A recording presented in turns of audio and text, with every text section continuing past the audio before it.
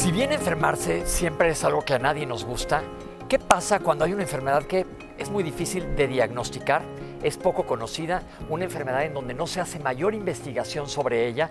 ¿Qué pasa si eres tú el que tienes esta enfermedad?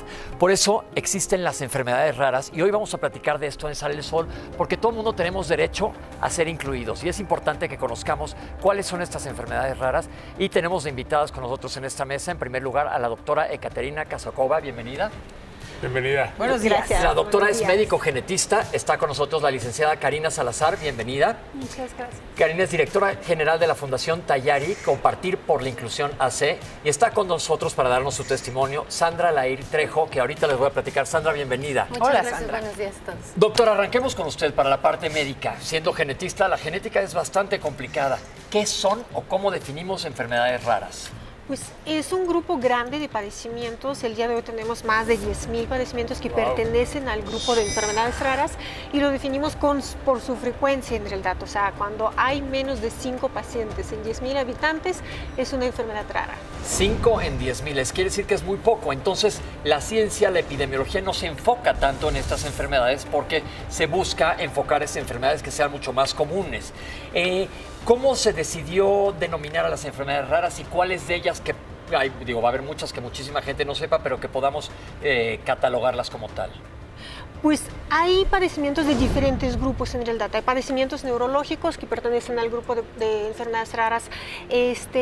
Hay oncológicos, por ejemplo, adquiridos incluso, que pertenecen al grupo de enfermedades raras. Déjame decir, oncológicos quiere decir de cáncer. De cáncer, Ajá. Exactamente. Hay cánceres raros, hay padecimientos neurológicos, oftalmológicos, de cualquier grupo en realidad. Lo importante acá es destacar que aunque son raras, cada una de ellas, el grupo como grupo, son muy frecuentes en realidad. ¿Sí? ¿Y son curables? Perdón, porque son enfermedades muy raras, pero ¿cada enfermedad tiene una cura o no? Si estamos hablando de enfermedades raras, infecciosas o cáncer, sí pueden llegar a ser curables. Y creo que lo más difícil sería el diagnóstico entonces, ¿no, doctora? Absolutamente. La gran mayoría de las enfermedades raras son genéticas, 72% aproximadamente son enfermedades genéticas y la mayoría son heredadas. Y el diagnóstico es un gran reto, tanto el diagnóstico clínico, porque el médico normalmente no está acostumbrado a ver este tipo de padecimientos porque son raros y son muchos. Entonces, el padecimiento... Bueno, los genetistas somos entrenados en reconocer las enfermedades justamente raras, entre otras habilidades. Entonces, el médico idóneo para diagnosticar alguna enfermedad rara, en la mayoría de los casos, sí son médicos genetistas. Y como dice la doctora, hay muchísimos. Entonces, primero que nada, cuesta trabajo diagnosticarlas porque es un peregrinaje para el paciente. Exacto. Y la familia del paciente llegar a un lugar, porque tú empiezas con algún síntoma raro y no sabemos qué está pasando. ¿Por qué no aprovechamos a preguntarte qué tienes tú y por qué estás aquí con nosotros? Buen día. Sandra, Mi ¿cómo nombre estás? es Sandra Lair y yo tengo Ehlers-Danlos tipo 3, que es una alteración del colágeno. En mí se manifiesta en las articulaciones. Tengo articulaciones muy, muy flexibles, pero que llegan a la dislocación de las articulaciones mismas. Déjame explicar qué es esta enfermedad. Es una enfermedad, como dice la doctora, genética, que se caracteriza por hiperextensibilidad de las articulaciones. Y todo mundo en algún lado hemos visto a alguna persona que tiene esta enfermedad, porque son normalmente personas que son contorsionistas. ¿Por qué? Porque pueden doblarse de una manera impresionante. Y dirías, ay, bueno, pues eso no está tan mal, pero puede haber un daño articular severo. No solo eso, sino que también la piel es muy, muy sensible. La cicatrización de estos pacientes se encuentra también muy comprometida y existen diferentes tipos. Algunos de ellos pueden ser más peligrosos porque pueden afectar la colágena que está, por ejemplo, en el tubo digestivo o en los vasos sanguíneos. Entonces van a tener hemorragias o perforaciones. Sandra, a mí me gustaría saber cómo te diste cuenta de tu enfermedad. Te pregunto esto porque creo que es una parte muy importante que los padres estemos atentos a nuestros hijos.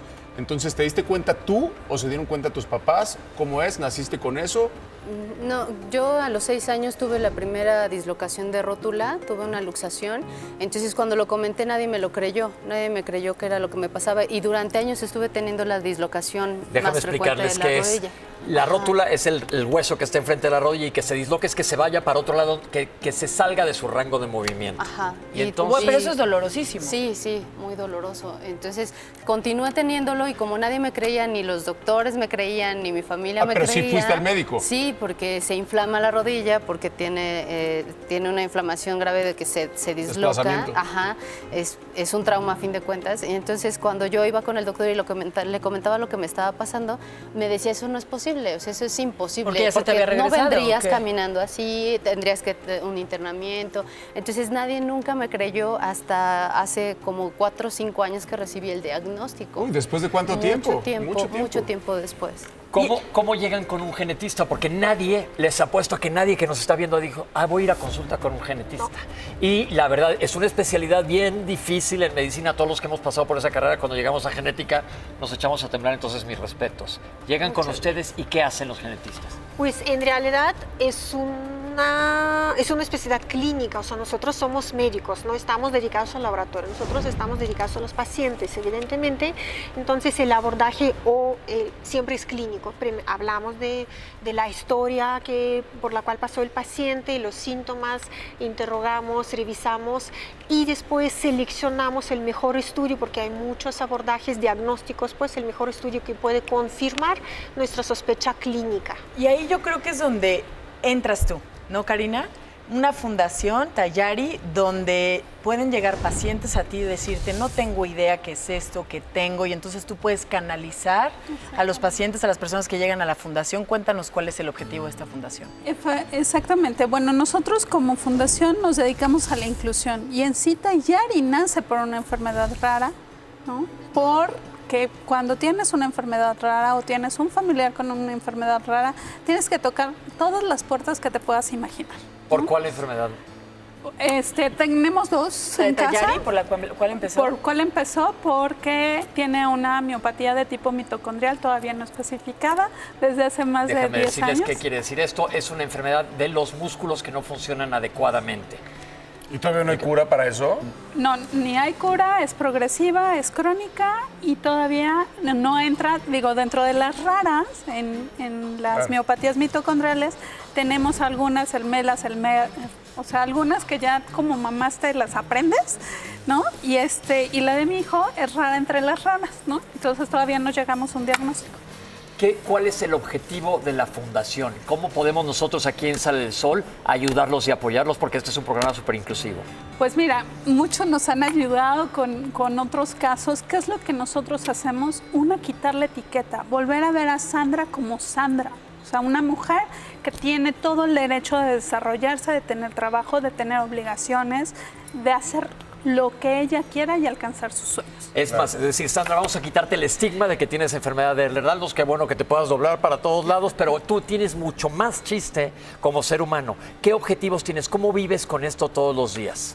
Bueno, pues todos los días vivo igual que viven todos ustedes. Lo que me cuesta más trabajo es el traslado, porque no puedo bajar escaleras, es muy doloroso para mí, pero yo soy intérprete de lengua de señas mexicana, entonces hasta el mismo Ehlers-Danlos me ha ayudado a que mis señas sean más fluidas. Mira, le sacas el lado bueno a algo que Claro, podría ser sí, malo, ¿no? Claro. Pero hay muchas enfermedades raras que son muy incapacitantes. Exacto. Ustedes van a tener un evento, porque el 28 de febrero normalmente es el último día de febrero, el Día de las Enfermedades Raras. Exactamente. El 28 de febrero vamos a tener nuestro primer foro de enfermedades raras. Nosotros como fundación somos miembros de la Organización Mexicana de Enfermedades Raras, del OMER, y nos estamos uniendo muchas personas hermosas que quieren compartir igual que nosotros, que queremos dar información no nada más a la persona que está viviendo con enfermedades raras, a los cuidadores y al público en general, a que se acerquen, que sepan, que la sientan, que la vibren con nosotros. Que la vivan de alguna manera. Si yo soy mamá y te estoy escuchando y estoy escuchando a la doctora y también a tu testimonio, y yo no sé qué tiene mi hijo, lo he llevado con millones de doctores, el primer paso sería ir a este evento este 28, acercarme a la fundación y ustedes ahora sí que me van a cachar. Nosotros te vamos a acompañar, nosotros no te vamos a cargar, pero sí te vamos a dar la mano y te vamos a decir, no estás sola. ¿Cuesta trabajo? Sí. Y lo vamos a hacer aparte en el salón del Comité Olímpico Internacional. Y muchos me han preguntado, y más médicos, me dicen, para "Es que, deportistas". ¿por qué no en un hospital? Digo, a ver, si algo tenemos las personas que vivimos con enfermedades raras es que nos volvemos como atletas de alto rendimiento, porque son muchos años de espera y de lucha y de, a ver, pues muévele el pie, ponle la sábila, o sea, vas buscando alternativas y vas para adelante, porque el chiste es, a ver, primero ámate tú como ser humano, vete tú como ser humano, deja a un lado la etiqueta y a lo mejor ni siquiera tiene nombre esa etiqueta. Primero eres un ser humano. Claro. Entonces te vamos a tomar de la mano y si no hay todavía esa etiqueta, seguramente dentro de todo nuestro grupo tanto de la organización como los médicos aliados, vamos a poder a lo mejor pasarte por un camino igual de tortuoso como lo que hemos pasado nosotros. Pero a lo mejor te vamos es a como un filtro, acompañar. ¿no? De alguna manera. Oye, y lo que ustedes me ya- decías hace rato es muy importante, a lo mejor también vas a conocer a una persona que tiene la misma enfermedad rara como tú, Claro. ¿sabes? Pero aquí yo creo que lo que es muy importante es ser empático, como tú dices, ser incluyente. Porque, por ejemplo, si te da, pensemos en una enfermedad común, un tumor, y conoces a alguien más que tiene un tumor, digamos un tumor común de páncreas, de pulmón, pero es tuyo. Pero cuando sabes que hay más gente y que te van a acompañar y de menos irte llevando, porque tristemente vivimos en un país en donde diagnósticos son muy difíciles de hacer, ¿verdad, doctora? Sobre todo en enfermedades raras, porque si encontramos también que en enfermedades, por ejemplo, lupus, que no es tan raro, a veces se tardan 5 a 6 años en llegar a un diagnóstico, este tipo de enfermedades cuestan muchísimo más trabajo. Claro. Entonces hay que estar pendientes y esta mesa no solo va para la gente que nos está viendo, sino para la comunidad médica también. Claro. Porque cuando nosotros pasamos por la carrera y revisamos, yo me acuerdo cuando vimos el tema de Ehlers-Danlos, lo hemos de haber visto un día con otras 2 enfermedades raras, porque no te metes tanto. Entonces es por eso que hay que sospecharlos, ¿verdad, doctora? Absolutamente. Y un médico no puede conocer todo. Exacto. Esa es la humildad Entonces, que deben es la de tener los humildad médicos, la que verdad, tenemos ¿no? que tener todos los seres humanos y los médicos también. Entonces, si hay algo que yo como médico no sé, hay muchos otros especialistas que yo puedo consultar. Entonces, yo creo que es también un paso importante. ¿Puedo preguntarte cuál fue el médico especialista que le dio al clavo en tu tema? En realidad fue una conocida que me vio mis manos y me dijo, tú tienes síndrome de Ehlers-Danlos. Y ya eso fue lo que me llevó al ¿Y ella tenía la Instituto de misma enfermedad o Rehabilitación. cómo sabía? Sabía. Fue así nada más porque bueno, en mis manos es muy evidente y fue así como me lo dijo yo, fue la primera vez que escuché el nombre del síndrome. Oigan, se nos acabó el tiempo, por mil gracias por estar aquí. Yo creo que es un tema súper importante y felicidades a la Fundación. Gracias por compartir y vamos a Gracias. seguir hablando de esto. Doctora, mil gracias. Gracias Mil a ustedes. Gracias. Ok, pues seguimos, Muchas ¿no? gracias a las tres. Gracias.